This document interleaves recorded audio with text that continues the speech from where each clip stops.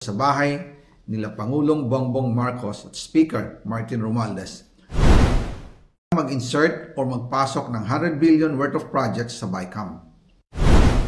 Sana po ay hindi nila ako mapatay bago ko mailabas ang lahat. Ginawa ko lang ang utos sa akin, pero ngayon, handa na akong harapin ang lahat.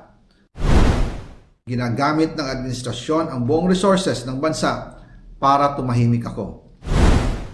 That he will shoot me if I will talk. Gagamitin ako bilang panakipbutas sa kanilang kampanya laban sa korupsyon. Hindi na ako mananahimik, ilalabas ko ang lahat ng katotohanan. May resibo, may ebidensya, at may pangalan.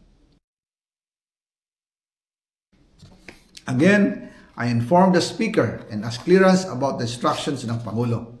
At ang sabi niya, wala tayong magagawa.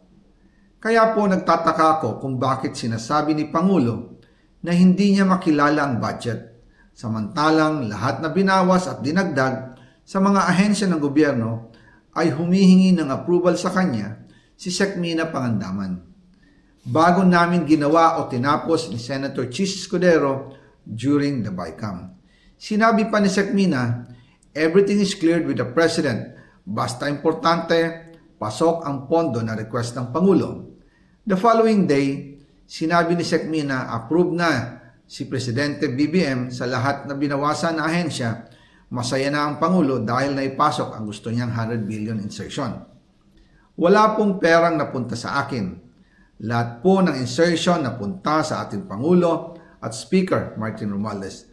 Ako lang at ang aking mga tao, sila Paul Estrada, Mark Tiksay, at ang aking mga security ang nag-deliver papunta sa bahay nila Pangulong Bongbong Marcos at Speaker Martin Romualdez sa North Forbes Park, South Forbes Park hanggang sa Malacanang. Yung mga deliveries po ay merong record ang aking mga tao. Totoo po yung sinasabi ni Orly Gutesa na nag-deliver siya sa Forbes Park. Totoo din po ang sinasabi ni Orly Gutesa na nag-deliver siya sa Malacanang nung siya ay nasa Senado.